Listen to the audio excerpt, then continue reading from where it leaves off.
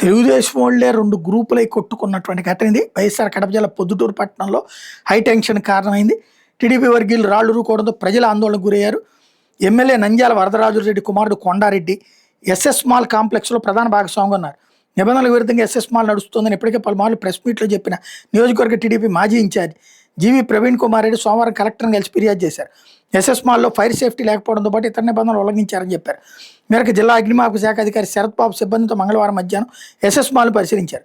ఈ సందర్భంగా ఫిర్యాదుదారుడు అయిన ప్రవీణ్ కుమార్ రెడ్డిని పిలిపించారు. విషయం తెలుసుకున్న ఎమ్మెల్యే నంద్యాల వరదరాజరెడ్డి వర్గీయులు పెద్ద సంఖ్యలో ఎస్ఎస్ మాల్ దగ్గరికి చేరుకున్నారు. దీంతో వైఎంఆర్ కాలనీ పరిధిలోని ఎస్ఎస్ మాల్ దగ్గర ఉద్రిక్త పరిస్థితులు నెలకొనడంతో 3 టౌన్ పోలీసులు ప్రవీణ్ కుమార్ రెడ్డిని ఇంటికి తీసుకెళ్లిపోయారు. అదే సమయంలో ఇరు వర్గాలు రాళ్లు రూకోవడంతో పాటు ప్రవీణ్ కుమార్ రెడ్డి ఇంటిపైకి వెళ్లేందుకు వరద వర్గీయులు ప్రయత్నించారు. ముందుగా ప్రవీణ్ కుమార్ రెడ్డి అనుచరుడు అజయ్ రాళ్లు విసరడంతోనే సమస్య మొదలైందని స్థానికులు చెబుతున్నారు. సమస్య తారాస్థాయికి చేరడంతో పోలీసులు సర్దుబాటు చేయలేకపోయారు. తప్పనిసరి పరిస్థితుల్లో ఇరు వర్గాల మీద లాఠీ చార్జ్ చేసి చెదరగొట్టారు. సాయంత్రం వరకు వరద వర్గీయులు ఎస్ఎస్ మాల్ దగ్గర, ప్రవీణ్ కుమార్ రెడ్డి వర్గీయులు అతని ఇంటి దగ్గర కాపు కాశారు. ముందు జాగ్రత్త చర్యగా పోలీసులు ప్రత్యేక బందోబస్తు ఏర్పాటు చేశారు.